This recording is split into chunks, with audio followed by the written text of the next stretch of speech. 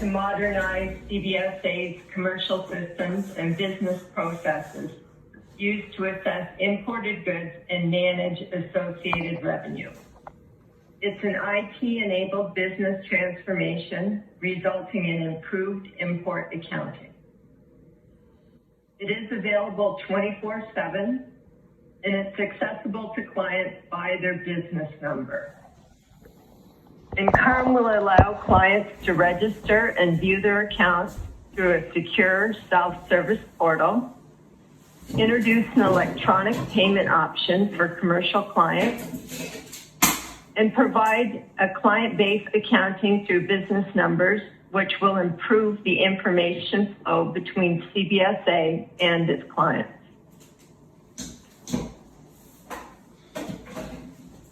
So we have a new acronym, CAD, which is the Commercial Accounting Declaration.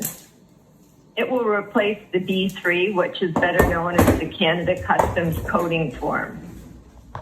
CARM is accessible through a secure web portal, which I'll discuss in more detail later in this webinar. The CARM portal introduces the introduction of HS classification and calculation tools, the proposed future state processes, which are known as corrections and versioning, will replace the B2, and all importers register in CARM portal using their business number. Registration is mandatory to ensure access. All shipments will go through the same release process today. For example, goods released today are due 5 days after release. Customs brokers are required to release their shipments under CARM.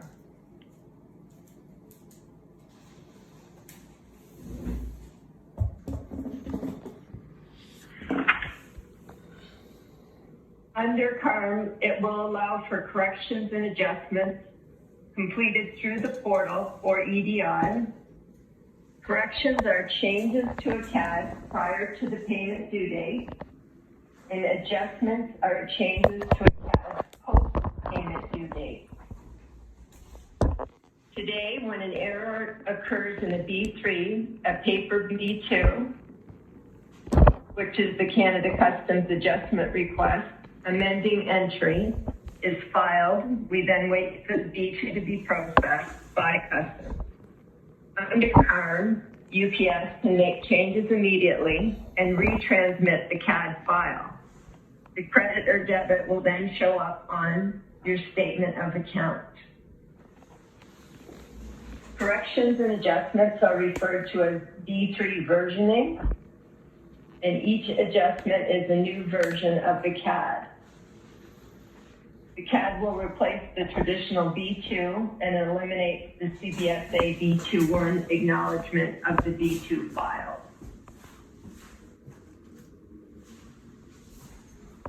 I'll now turn it over to Peter. Thank you, Penny, and good afternoon, everyone. So I'm sure everyone is trying to understand exactly how CARM is going to fit in with their next year plans or this year's plans or beyond that. So we're going to talk a little bit about what we currently understand in regards to the timelines for implementation. So like most things, the pandemic, wreaked a little bit of havoc in regards to the timeline because a lot of the planning meetings had to go virtual and things didn't progress exactly as they had planned. But one thing that has remained constant through this whole process is that there are 3 releases which are related to CARM. So release 0, which is ongoing currently, this is the movement of the existing account receivable ledger information to a cloud-based platform. So no impact to the importer is happening behind the scenes. It started about the same time as the pandemic became full force and continued on through and will be finished by the end of the year. So again, no impact whatsoever to any of the importing community. Now, at the same time, everyone's been waiting for the technical document known as the ECCRD, because that will give everybody the opportunity to assess their current business and understand exactly what they need to do to bring it to a level where all the CARM functionality will be available. released late in July.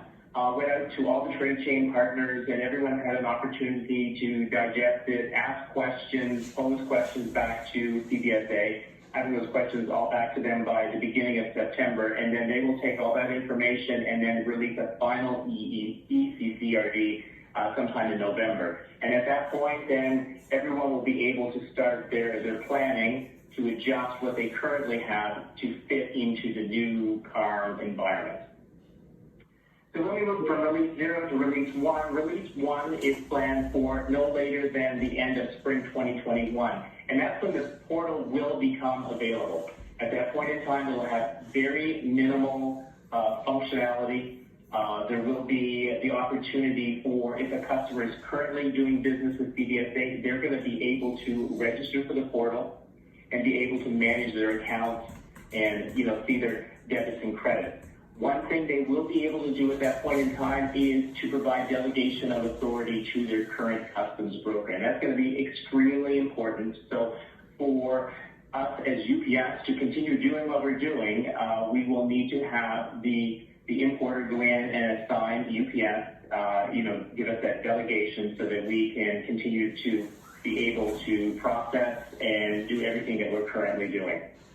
Now, Release 2, which is planned for fall of 2021, no later than that, that will be when the full portal will become 100% available. And there's a whole lot of bells and whistles, which we're going to talk about a little further in the presentation on what to expect from that. But that will be, at that point, all customers will need to register. Because at that point, and Penny had just talked about the CAD, it will be available, which is replacing our B3. There will be the B2, which will become electronic, and there will be no more paper submission of a B2. You'll be able to actually do the versioning online, which will take away some of that paper burden. And a whole lot of other features will become available at that point in time. It will be absolutely imperative that all current importers are registered when that final release comes about.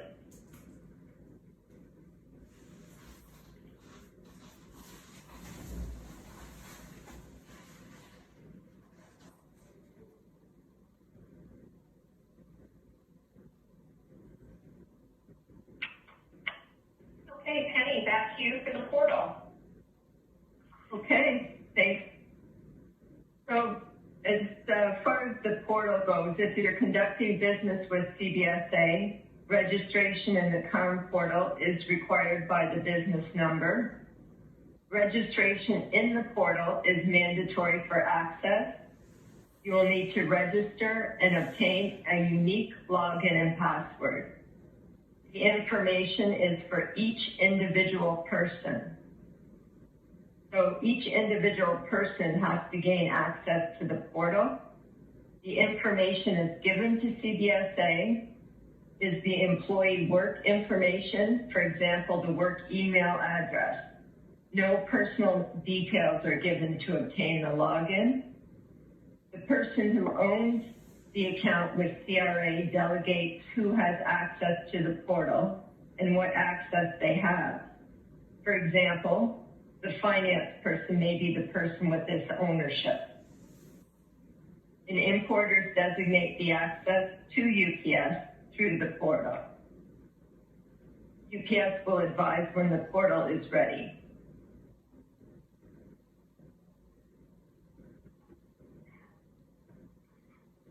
So now we're going to talk a little bit about mandatory security, because this is a big change which is going to be rolled out in regards to CARM. So CARM is going to kind of flip over the state of the RPP program, or release prior to payment. So CARM is going to simplify how bonds are received by CBSA and will provide functionality to view and manage your RPP security via the CARM client portal. So I'm sure everyone's going, okay, that isn't how it is today, because currently, to import goods into the country, clients currently use the importer surety bond to allow release prior to payment. With CARM, the liability for finance is going to switch to the importer and shift from the broker. So all importers will have to have to obtain either a surety bond, have a credit card on file, have a cash bond in order to ensure that their imports continue to move into the country. So with that, CARM is also going to look at enrolling surety companies via the CARM client portal and provide the ability to establish a direct connection with CBSA via an API or an application programming interface. So all the bonds will be electronic. So there'll be that back and forth between a surety bond company as well as CBSA. And CARM is going to simplify how CBSA receives the bond via the following options. So an importer will obtain a bond with a surety company, and CARM will receive the bond via an API setup with the surety bond, or the other option is an importer will enter their bond information on the CARM client portal, and their surety company will be notified to validate that they have a bond for the amount specified. So having access to the actual portal, you'll be able to see the back and forth and understand exactly from a security perspective where you stand. So you will have the access, but as well, CBSA is also going to be monitoring that. So what they're calling it is you will receive a nudge at certain portions in the usage of your security to ensure that you don't go over what you have have already established. So if you're a little bit over the 75%, within a day, you're going to receive a nudge, which will basically tell you, okay, you might want to take a look to make sure that you don't go much further if you're bringing in some larger imports, because that's going to impact your ability to have those goods cleared into Canada. Now, if you go over 100% of what you put forward from a security standpoint, timing hasn't been set out yet. That's something that we're waiting for, but then you're going to get a second nudge. And in conjunction with that second nudge, there's going to be an impact to your RTC score, your risk, trust, and compliance score. There'll be a fee associated with going over that 100%, and then removal from the RPP program, which means that your goods will no longer enter into the country. So both yourself being able to look at the portal and understand exactly where you stand, as well as CBSA monitoring that amount that you put on file, will allow for you to make those determinations on whether you need to make an adjustment to the bond that you currently have on file, or whether you need to make some payment in order to bring it down so that your goods continue to import into the country. So talking a little bit about some of the specifics in regards to the surety bond. The bonds range from a minimum of $25,000 going to a maximum of $10 million. So the maximum amount has not changed. When you talk about small or medium business that has would be looking for something under $25,000, the recommendation is to put the maximum amount of $25,000 on file, so that you're not going to run into the issue of having concerns with respect to your goods coming in, because what you'll be looking for is your accounts receivable on a monthly basis. So looking at that, if it's less than $25,000, then you can automatically go and say, okay, I'm going to put $25,000 on security, so I shouldn't have any problems in bringing goods in over the 12-month period. Small businesses, again, less than $5,000, the recommendation is to have a cash bond or have a credit card on file, because, again, it's a smaller amount. For large importers, the importer's surety is set at 50% of the highest month of accounts receivable, and that does include your GST. And that is over a 12-month period, because in some cases, you will have companies that on a month-to-month basis, there's not a lot of variation, but there will be other companies that will have ups and downs depending upon season. So you want to make sure that you have enough on file in order to manage those high months as well as your low months. We talked a lot about the electronic bonds, which is going to simplify the whole process. And again, with respect to release 2, you need to have these bonds in place before the final release, which is planned for the end of 2021. Now, from a UPS perspective, what are we going to do for you? We are currently working with a third-party vendor to put together a plan which we will share with all of our clients, which will make this surety bond process a whole lot simpler. So we're currently working on the final steps of that. As soon as it becomes available, then we're going to share that with all of our clients so that you will have an opportunity to look at this and understand. And like I said, it will be a lot easier than you having to go out and, look at your specific surety company and determine rates. We're trying to do that all for you on a front end, so that one piece is taken away so you can focus on the other pieces of CARM. So it will be important if you do decide to go the route of, I'm going to do it myself, to make sure you obtain a bond from an acceptable surety company. And there is a published list from the Treasury Board of Canada Secretariat, and we have included that link so that you have that information if you choose to go that route.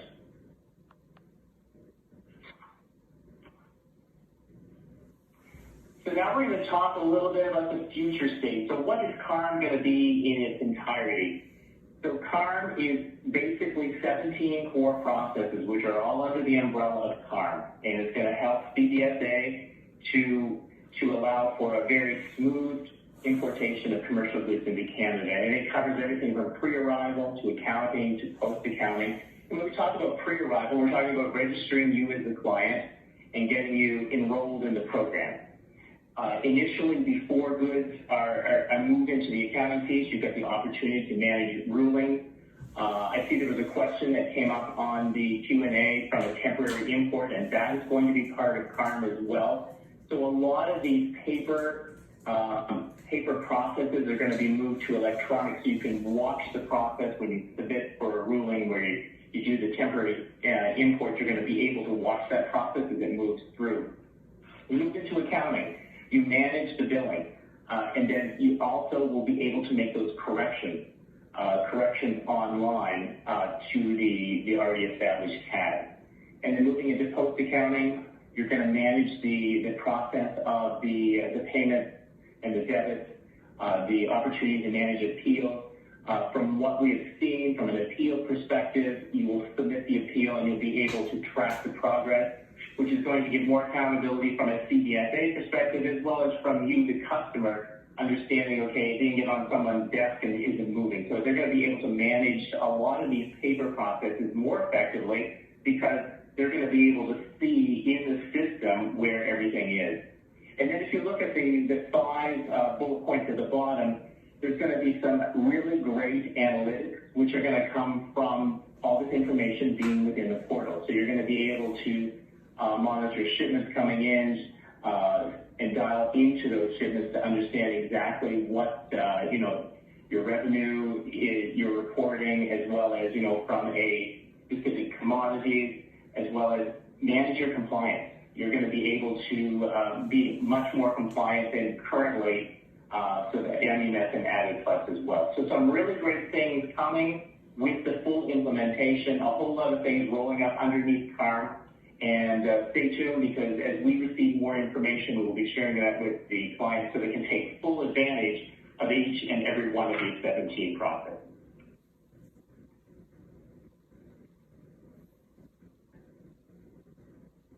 Okay, we'll now go into accounting under CARM. We'll take a deeper dive into the accounting piece. I'll highlight some of the proposed changes related to regular imports and accounting under CSA, which is the custom self-assessment, and I'll walk through a scenario to provide a visual of how the flow will work. So when we look at the future state for the statement of accounts, it will be issued on the 25th of every month, and the account balance will include accounting for releases from the period of the 18th of the previous month to the 17th of the current month, for high value, low value, plus all other non-release declaration-based transactions. The payment due date will be a harmonized payment due date, which we'll get into it a little bit further.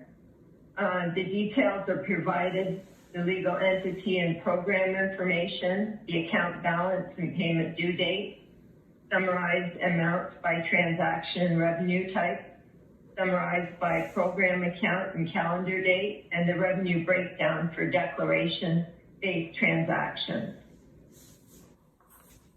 Diversion will be program account default offsetting at the account level, and today it's at the importer SOA or the broker SOA. So the offsetting will be a little bit different from a program type and a legal entity, and the liability is for the account holder, and it will be issued either EDI or PDF on the CARM portal.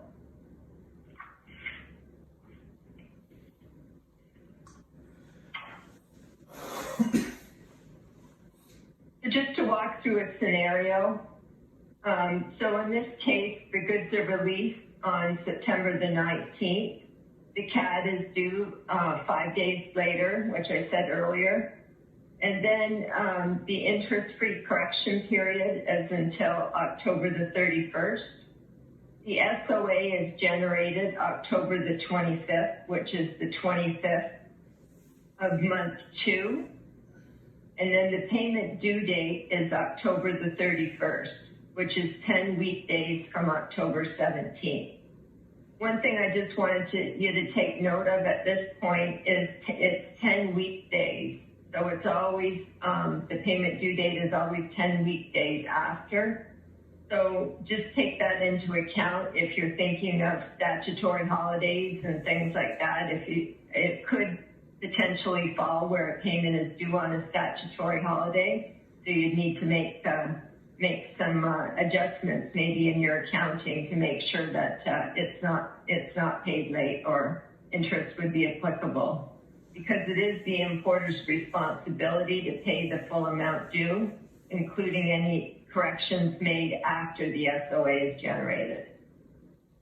So the adjustment period is from November 1st onward. So in other words, any changes made after November 1st onward, they would be considered adjustments.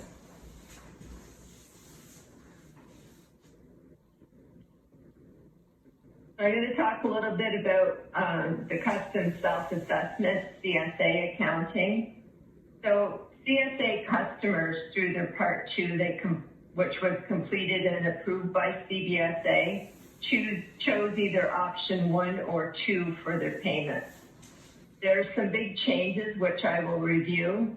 Based on this, as CSA customers, you may want to look at amending your Part 2. And UPS can help with the resubmission.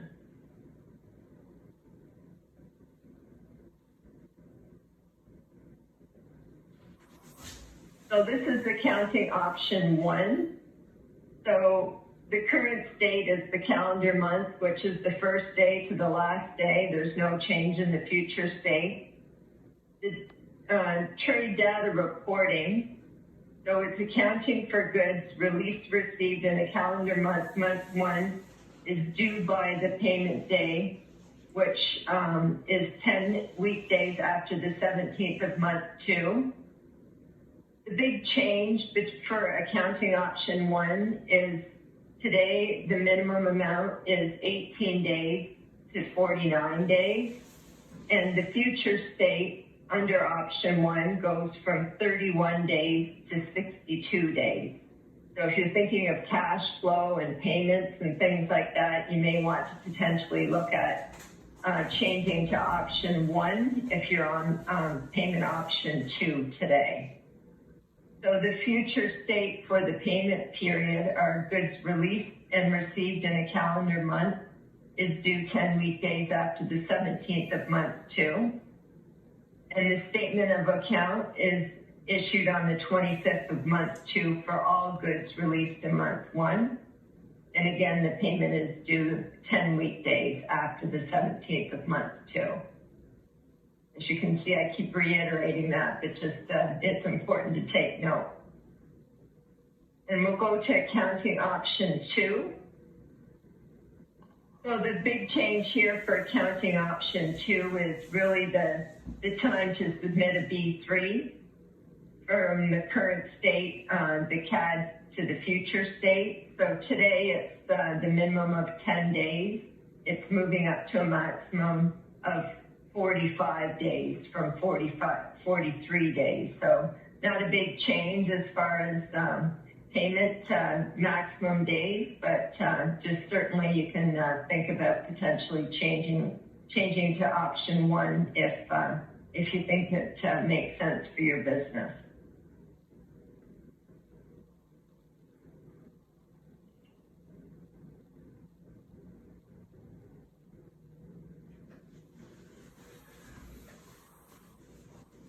We're going to talk a little bit about the billing cycle, the summary of the new billing cycles and the alignment of the payment due date.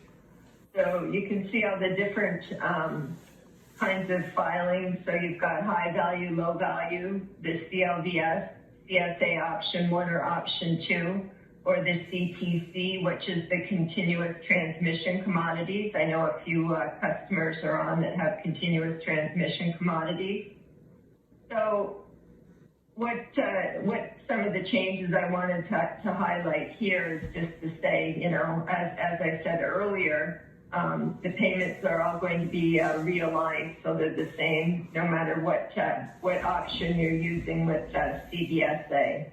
So the SOA is generated the 25th of month 2. It's applied to all transactions between the 18th of month 1 to the 17th of month 2.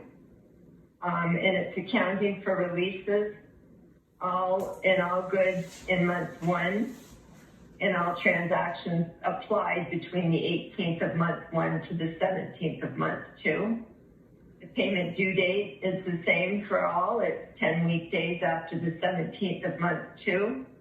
And the CAD correction period from CAD submission date to the payment due date, no interest on corrections. Corrections are submitted and received after the SOA is generated, but before the payment due date. And that will affect the payment balance, so just something to take note of. And the adjustment period is from the payment due date onward. Adjustment interest may apply. So again, something to take note of.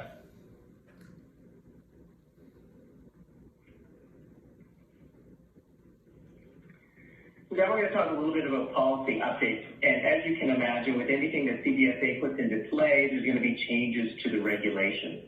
And, you know, with the size of the implementation of CARM, there's going to be a significant number of D memoranda which are going to be updated because they're tied in one way or another to the CARM implementation.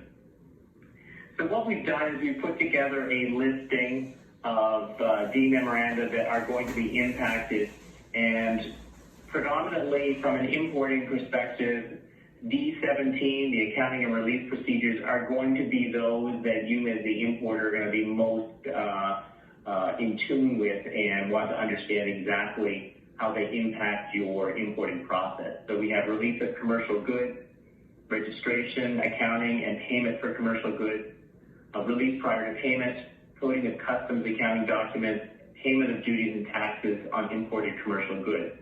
And as these memoranda are updated, you know, from a UPS perspective, we will be, circling back to our clients to make sure that they have this updated information so that, if you have any questions, then you can circle back to us and we will either have the answers or we'll get the answers for you. I've attached a web link at the bottom, which is to the CBSA CARM site. I would highly recommend this as something that you bookmark and check at least once a week because they do add updates, videos, info sheets in regards to CARM as it progresses. And I am sure that as this ramps up and gets closer and closer to the finish line, there will be a lot of key information on there which will definitely, explain some of the changes which are going to be taking place.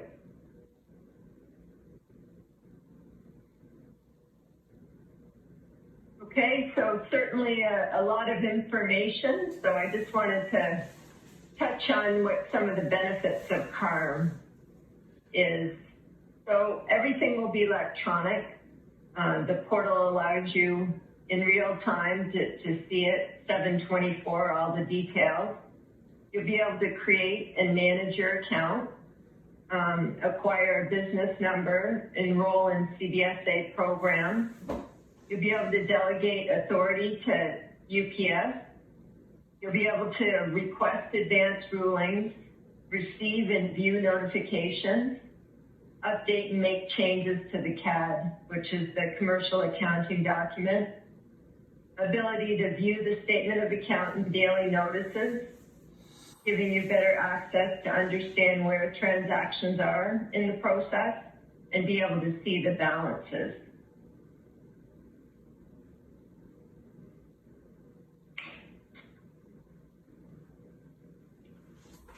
So, a lot of information, and I'm sure you're wondering how to maneuver through all of this.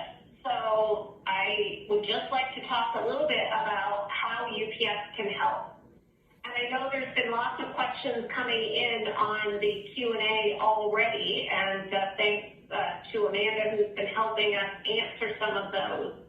But UPS can certainly help guide you through the setup on the portal. So we talked about that being one of the first key steps that's going to be required to be ready for this CARM rollout.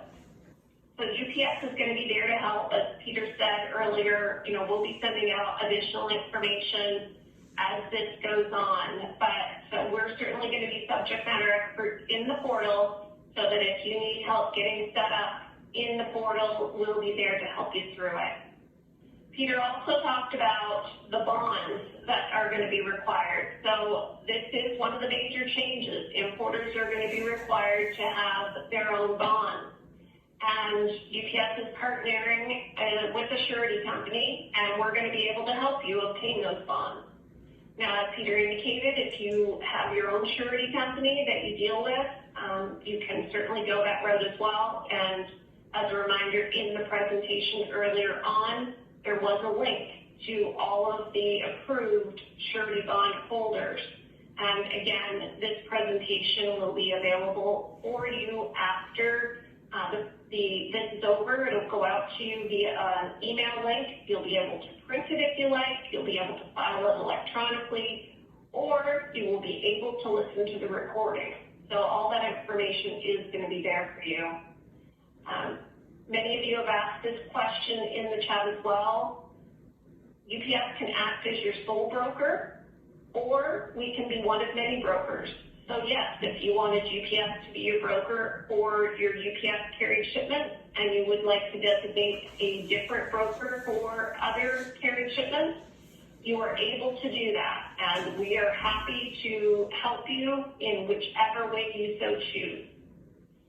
And we can help you with the heavy lifting. So there is going to be portal management required. You're going to have to be aware of where you stand in terms of the usage of your bond. As Peter talked about, there will be nudges, as Customs is calling them, that are going to come out when you start to approach that limit. Someone also asked questions about adjustments to the CAD. Absolutely, those are things that UPS, as your broker, can help you with. So we do understand that this is a major change for the industry and for importers themselves. And this, I'm sure, is going to be one of many communications that UPS will be providing to you, our valued customers, to ensure that we're supporting you every step of the way. So let's move to, we're pretty much ready to move into our Q&A session. And as I said, we've seen some questions coming in already. We are going to do our very best here to answer as many questions as we can over the next few minutes. And if there are any specific questions, as Paul indicated at the beginning, that we weren't able to answer, the great news with WebEx is we can capture all these questions and do follow-up afterwards if need be. And then, of course, if all of that does not get your questions answered, for more information on CARM and how UPS can help you, we have a specified email to answer those questions, which is simple. It's carm@ups.com. And for any other compliance needs, We also have our UPS Trade Management Services, or TMS, which you can contact at tmscanada@ups.com. So now I am going to open up the Q&A. As I said, many of you have been making good use of that already. So Penny and Peter, are you guys ready to take some of the great questions that we have here in our Q&A box? All set. For sure. Perfect. All right, Penny, the first question for you, why would CBSA expect importers to secure the GST when they've never had to secure GST in the past? Thanks, Tammy. I'll take that one. So including GST in the bond, that was actually brought up as a concern from industry during our meetings with Customs. And the response received is that GST is the largest amount of accounts receivable for the Government of Canada. The government, they looked at risk and decided to include GST in the bond requirement. And what this does is it provides the ability to collect on the amount in the event of a non-payment. Okay, great. Thanks, Penny. Peter, a question about non-resident importers. Will NRIs be required to secure a bond? They absolutely will. I mean, an NRI is no different than a true Canadian importer. So they will have to follow the exact same process, have a bond in play. They will have to do the delegation of authority, which we've talked about over and over again. So there is no differentiation between the two. Okay, perfect. Does an importer make their own corrections on the CAD, or does the broker do it? Okay, Beth. Okay. Oh. Go ahead. So as the broker, we can continue to do that on your behalf. So we would be able to go into the CAD and make those associated adjustments. So still a broker function. Okay.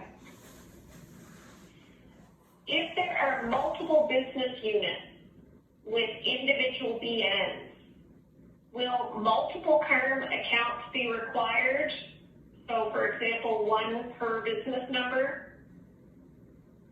I'll take that one, Tammy. So the way it works is each legal entity requires its own business number, which is considered a BN9 number, and will require a bond to cover each individual BN.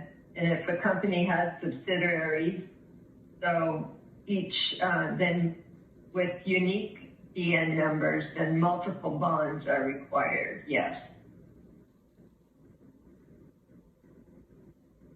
All right, thank you, Penny.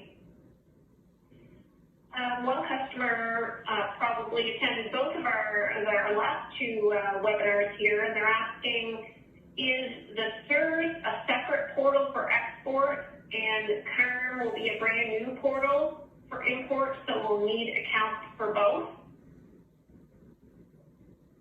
That's correct. So they're very similar platforms, but yes, they are completely separate entities.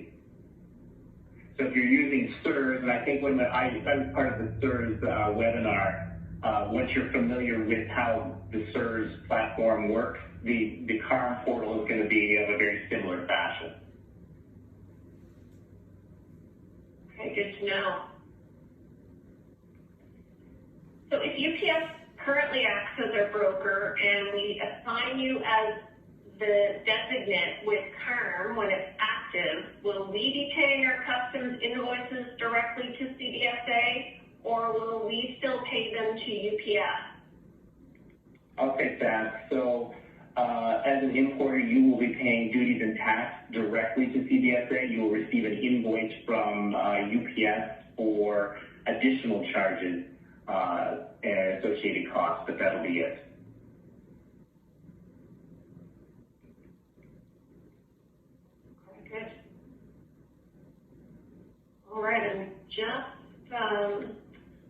on here, I'm not sure if you guys will be able to answer this, but I'll put it out there. If we currently have a bond on file for imports into Canada with a surety, do we need to verify their ability to connect the bond via API?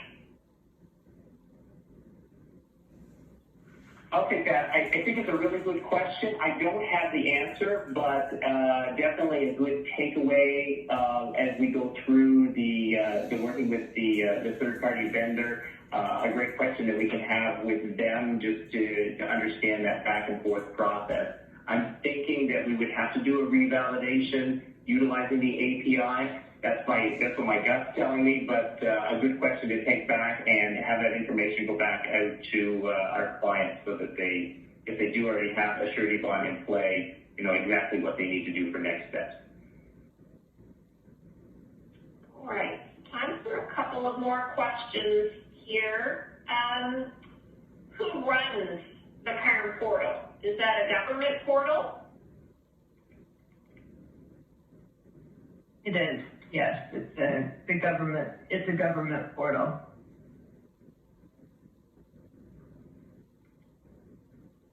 All right. And this is a good question. The person called it a dumb question, but there's never any dumb questions. Certainly not on CARM because it is complicated. Is the bond to cover the value of the shipment or just the GST portion? To cover the duties and taxes. So the bond would have to be, as Peter was saying earlier, the percentage of, what's been, it's calculated, the initial bond is calculated from the amount that's been payable to CBSA, and you use that as a kind of a starting point. So depending on kind of where you're set, you could get a bond for $25,000, or it's 50% of the highest month of AR. So that's how it's calculated.